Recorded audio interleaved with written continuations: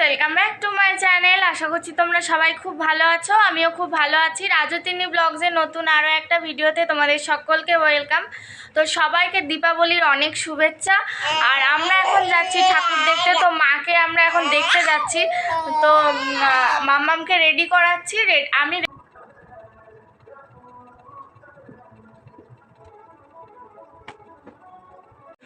আমি রেডি হয়ে তারপর তোমাদের সাথে আবার কথা বলছি। তো তোমরা ভিডিওটা কন্টিনিউ দেখতে থাকো।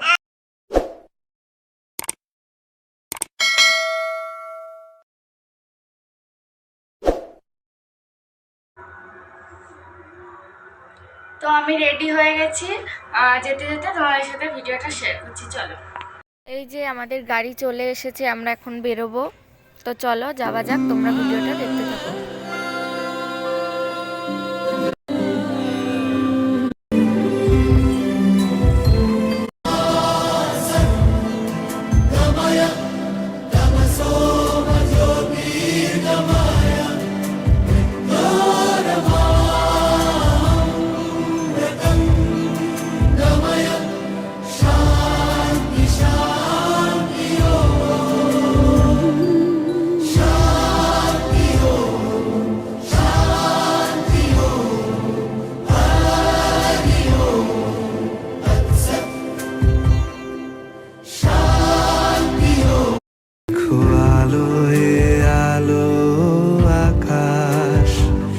দেখো আকাশ তারায় ভরা, দেখো যাওয়ার পথের পাশে ছোটে হাওয়া পাগল পারা। এত আনন্দ আয়োজন সবই বৃথা আমায় ছাড়া। ভরে থাকুক আমার মুঠো, দুই চোখে থাকুক ধারা। এলো সময় রাজার মতো, হলো কাজের হিসেব সারা।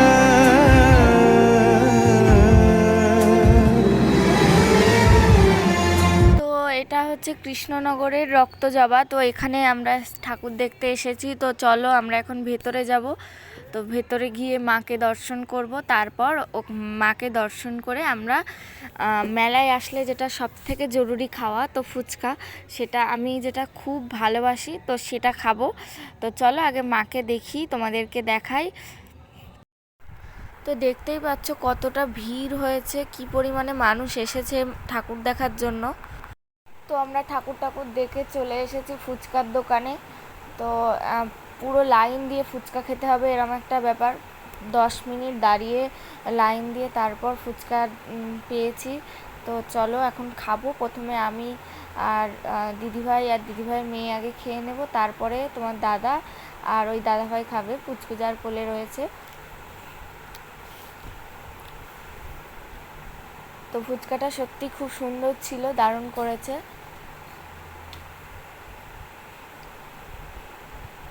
তো আরও লাইন পড়ে গেছে, আমাদের পেছনে সবাই তাড়া দিচ্ছে যে তাড়াতাড়ি খাও। তো মেলাতে প্রথমে ভেবেছিলাম যে পুচকুকে এগুলো চড়াবো, কিন্তু রিস্ক নিলাম না, কারণ ও এখনও এগুলো চড়ার জন্য খুবই ছোট। তো খুবই সাহসী সেই হিসেবে দেখতে গেলে, কিন্তু তাও আমরাই চড়তে দিলাম না ওকে। ও কিন্তু ঝুঁকে ঝুঁকে চলে যাচ্ছিল চড়বে বলে। আর এইগুলোতে তো আমিও ভয় পাই, তো ওকে চড়াবো কী করে। আর এই দেখো মেলা বসেছে, নানান রকম জিনিস। তো যদিও আমি কিছুই নিইনি মেলার থেকে, শুধু এখান থেকে এই যে এই ঘোড়ার ছবিগুলো দেখছো, এর মধ্যে থেকে একটা ঘোড়ার ছবি নিয়েছি। আর এইখানে দেখো আমরা ফুচকা টুচকা খেয়ে দেখছিলাম কি যে প্রসাদ দিচ্ছে। তো আমি একটু প্রসাদ নিলাম, ওরা কেউ নেয়নি, কারণ ওরা দুপুরবেলার দিকে আমাদের পাড়ায় যে পুজোটা হয়েছে সেখান থেকে খেয়েছে। তো এবার আমরা মেলাটা একটু ঘুরে দেখব। তো আমরা ভেবেছিলাম যে এটা চড়বো, কিন্তু খুব ভয় লাগে বলে আমরা সাহস পেলাম না। এখানেও একটা নাগরদোলা বসেছে, অনেক ধরনের বসেছে। আর এটা দেখো, এই দোকানটা দেখলেই তো আমরা মেয়েরা থমকে যাই, সব নিয়ে নিতে ইচ্ছে করে, কিন্তু কি আর করা যাবে, আমি একটাও কিছু নিইনি। আর এখানে দেখো তোমাদের দাদাভাই বেলুন ফাটাচ্ছে। ও এইগুলো দেখলেই ফাটায়, মানে যেখানেই বসুক না কেন ও ফাটাবেই যদি বসে মেলায়। ও এইটা খুব পছন্দ করে। তো এখান থেকে তোমাদের দাদাভাই 6টা বেলুন খেলেছে, একটা তিনটে ফাটাতে পেরেছে, একটা ঝুড়ি পেয়েছে, একটা চিরুনি পেয়েছে, আর একটা মগ পেয়েছে। তো যাই হোক, প্রাইজই ভালো লাগে। আর এখানে দেখো চলে এসেছি, এটা সন্ধ্যা মাঠপাড়ার মাঠই বলে বোধহয়, আমি সঠিক জানি না। তবে এখানে 51 হাত কালী মায়ের মূর্তিটা হয়েছে।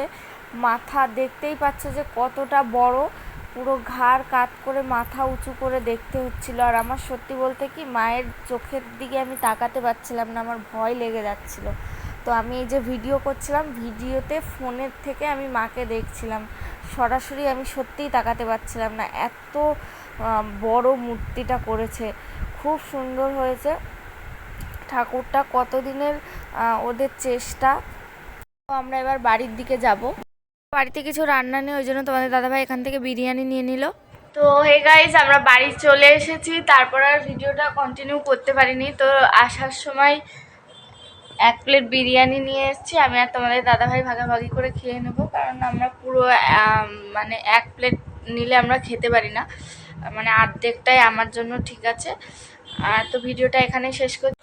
তো ভিডিওটা ভালো লাগলে অবশ্যই লাইক কমেন্ট শেয়ার করে দিও, আর আমার চ্যানেলটিকে সাবস্ক্রাইব করতে একদমই ভুলো না।